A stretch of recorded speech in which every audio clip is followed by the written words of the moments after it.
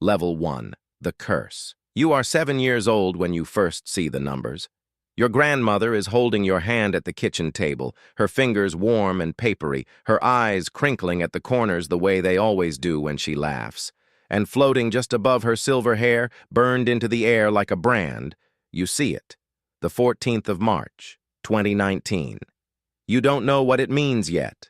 You don't know that in 11 years, on a Tuesday in March, she will close her eyes for the last time in a hospital bed smelling of antiseptic and old roses. You just know the numbers are there. And somehow, deep in the marrow of your bones, you know they're counting down. You don't tell anyone. Who would believe a child? You spend the next 3 years watching every person you meet, your teacher, the mailman, the boy who sits beside you in math class, and every single one of them carries their number like a halo made of grief. Most of them are decades away. Some are not. You learn very quickly to say nothing. Level 2. The weight of knowing. You are 13, and the school cafeteria is a graveyard that only you can read. You sit at the corner table, alone, because sitting near people means seeing their numbers, and seeing their numbers means doing the math. And doing the math is a particular kind of torture that no medication and no therapist, you've seen 3, has ever managed to explain away. Your parents think you have social anxiety. They're not wrong, technically. It's just that your anxiety has coordinates and a calendar attached to it. The girl who invites you to her birthday party is going to die at 31. The boy who bumps into you in the hallway and says sorry with a crooked grin, his number is closer than you want to think about. You eat your lunch in 11 minutes. You walk home alone. You learn that knowledge, when you cannot act on it, is not power. It is just pain with a clock attached. Level 3. The first test. You are 17 when you decide to try. Your neighbor, Mr. Calloway, mows his lawn every Saturday. He waves at you over the fence. His number reads August 3rd. 2022, which is 8 months away, and something in you snaps. Some wall you'd been reinforcing for a decade, and you start watching him. You notice he never wears his seatbelt. You notice the way he grips his chest sometimes when he lifts heavy things. You leave an anonymous note in his mailbox. Please see a cardiologist. Please, I cannot explain how I know, but something is wrong with your heart. He laughs it off. You hear him tell his wife it was probably a prank. On August 3rd, 2022, he has a heart attack in his driveway. The ambulance comes in time. He survives. And you are standing at your bedroom window watching the paramedics work, trembling so hard your teeth chatter, understanding for the first time that you are not cursed. Or maybe you are. But maybe the curse has a purpose. Maybe you are something the universe built on purpose. Level 4.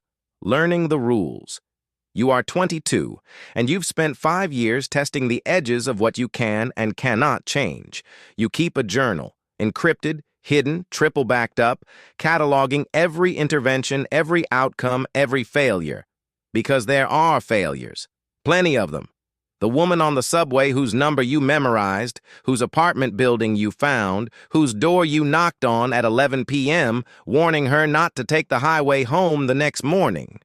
She looks at you like you are dangerous, calls the police, and the next day she stays home not because of you, but because of a snowstorm. And she lives, and you don't know if you saved her or if fate simply rerouted. The rules are not clean. They are not merciful. But you are learning them the way a soldier learns terrain, by surviving it. You work as a hospital orderly. You chose it deliberately. You walk those halls and you read numbers and you flag patients whose charts don't match what you can see. The ones whose doctors are optimistic but whose countdowns are wrong. You are careful. You use medical language you've taught yourself. You frame everything as intuition, as something you noticed, as a hunch. 3 doctors dismiss you. 1 does not. 1 doctor listens, runs an extra test, finds the bleed that would have gone undetected until it was too late. You go home that night and you sit on your bathroom floor and cry for an hour. Not from sadness, but from the terrifying, overwhelming reality of what you are capable of. Level 5. The cost. You are 26. and you cannot sustain a single relationship. Not a friendship, not a romance, not a connection that lasts longer than the moment when you see their number and calculate how much you will eventually lose. Your last girlfriend, brilliant, warm, a reader of maps and eater of spicy food, has a number that gives you 40 years together if you're lucky. You broke up with her anyway, because 40 years of loving someone while counting down is not love. It is a slow execution. You are alone, and the silence of your apartment is enormous, and you have never been so aware that saving other people's lives does absolutely nothing to fill the space inside your own. You start sleeping 4 hours a night. You develop a system. Morning rounds of the neighborhood, a scanning sweep of faces, flagging any number that's dangerously close, and cross-referencing what you know, what you can find, what you can quietly influence. You are burning yourself down to keep strangers warm. And you know it. And you do it anyway. Level 6. Exposure. You are 29 when someone figures out what you are. A journalist. Dogged, brilliant, the kind of woman who pulls on threads until entire sweaters unravel. She's traced 17 near-death reversals back to anonymous tips, hospital hunches, and one very specific orderly who doesn't work at all 3 hospitals, but somehow has a documented presence near each one. She corners you outside a coffee shop, recorder running, and she asks you directly, "How do you know?" You look above her head. Her number is far away, decades, and for one wild, reckless moment you consider telling her the truth.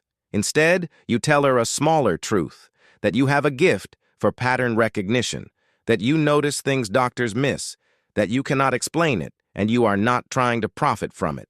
She writes the article anyway. It goes semi-viral in medical circles.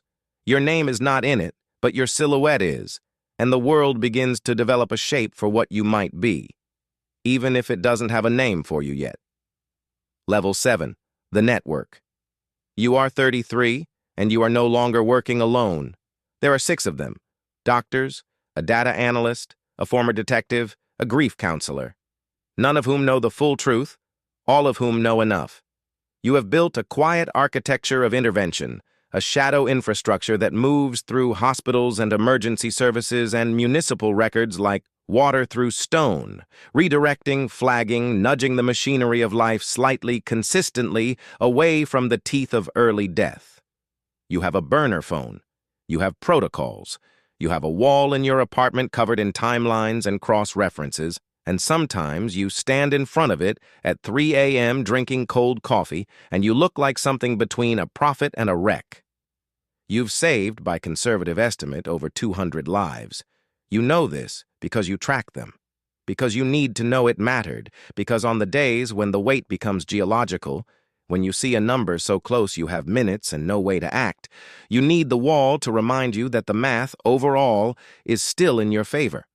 Level 8, the one you couldn't save. You are 37 and you learned the hardest rule of all. Some numbers cannot be moved. Some endings are written in a language even you cannot translate into action in time. You know the boy's name. You know his address. You know his number is today. You call in every favor, pull every lever, do everything the system allows and several things it doesn't, and it is not enough. And he is gone.